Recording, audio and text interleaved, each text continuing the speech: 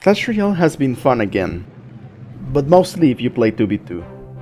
Now, having to say that is unfortunate, to be honest, but it is honestly the way I currently feel. Before anything, some of you may remember that I said this in the past. I considered including Clash Royale as well, but honestly the last couple of updates have been so awful that I uninstalled around 3 months ago, and even if they fix the problems they created, I don't think I'll ever play it again. So it is what it is. Also, in case you were wondering, yes, I did dub over my own audio because the original audio sounded like this. Installed around 3 months ago, and even if they fixed the problem. Anyways, while I said that, and it is indeed how I felt about the game around a year ago, things change, and in this case I think the game is doing better enough to justify me playing it again. Just to clarify though, I haven't spent a single cent still since the update, where they made the pass more expensive, but I'll talk about that in the video. As for the main topic in the video, I do believe that if you mostly only play 2v2, the game is probably in the best state it has ever been. There are a couple of reasons for this, so I'll simply use a list kind of format. Reason 1. Tournament Standard. In the update for losers, they made it so that 2v2 is played with tournament standard rules. Now when this first happened, I was kind of upset, as were some other people. The reason why, for me at least, is because in the old version your overall card level was what determined who you were matched with. So you could, for example, run a deck with 7 underleveled cards and 1 really high level card to have a funny troll deck. Some of you may consider that unfair, but personally I feel like it was fair, since having 7 underleveled cards in your deck kinda balanced that out, plus your opponent and ally would usually be doing the same thing. Anyways, with the tournament standard rules you can no longer do that, which again made me kind of annoyed. However, as time has passed, I now recognize that this is a really good thing. The reason is obvious: you can play with underleveled cards and you will not be at a disadvantage. This makes 2v2 a perfect mode to play with some cards you would otherwise never use in ladder, since you were never going to level them up in any other deck. It also makes it the perfect mode to try new cards, since even a level 1 common will be level 11 in 2v2. Speaking of reason 2, messing with new cards. 2v2 is truly the best game mode to just kind of mess around with new cards. Since you don't have to level them up, you don't have to, for example, spend $30 on a new card offer just to be able to justify playing it. Cringe. It's also worth mentioning that we are actually getting new cards.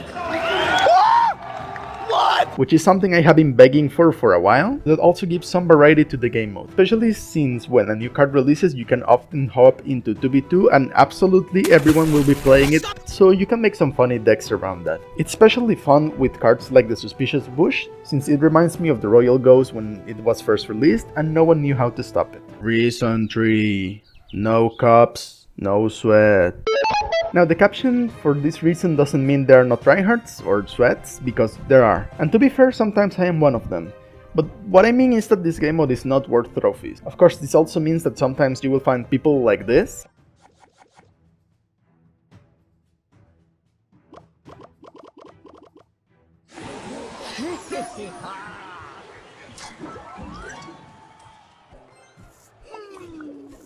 But overall, it's just another plus for the game mode.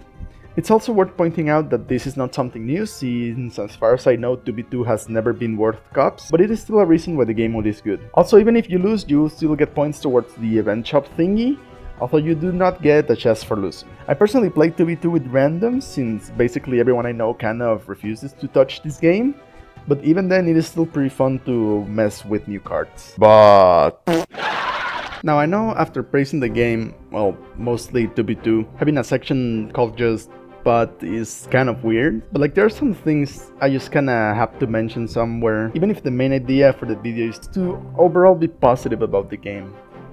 But like, man, evolutions still suck. I don't mean they are bad, I mean that the way they are implemented is still terrible. Before anything, I want to say that despite everything, I am actually alright with the newest evolution being locked behind a paywall.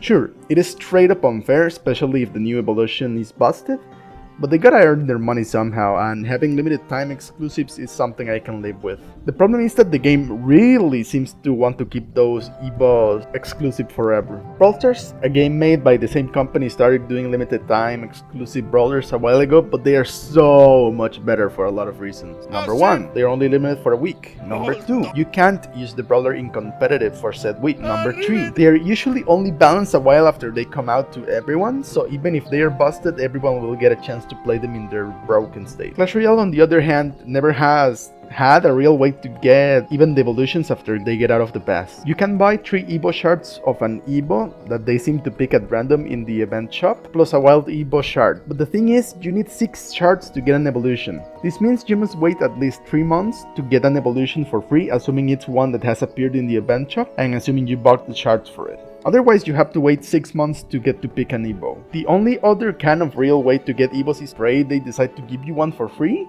whether that would be from lucky drops or from events. Also, I gotta mention that it is very suspicious that you can only get 3 Evo shards from the event shop, but conveniently, they have been putting this shop offer multiple times in the store. 3 Evo shards for $4? Also, another annoyance with Evos is the way the slots work. You have one by default, but unlock another at a certain level. Why? With the current system, this means if you don't have the second Evo slot, you're straight up at a disadvantage, even in 2v2. Bruh. Also, the following aspects don't affect 2v2, but I felt like I still had to mention them somewhere. First of all, elite wildcards. They are overall just a terrible system, since getting them feels impossible and the amount you get is way too low even from items that you would think would give you a good amount. Speaking of that, with the changes to the pass, it makes it make even less sense, since they took out the free book from the pass, but like nowadays that would only be worth 4k elite wildcards. So like, why did they even bother? Also, the new Goblin mode. It's alright, I suppose, but recently they removed the level cap from it, so now either I face people trying to play under-leveled Goblin cards, or with people who just ignore the gimmick and play a max deck. So overall, probably the most stupid decision they have done recently. Anyways, that would be all for the video. Overall, I would say the game is going in a somewhat better direction, but until the day they make Evos feasible to get and use, I will just stick to 2v2. So, thanks for watching, and I'll see you later.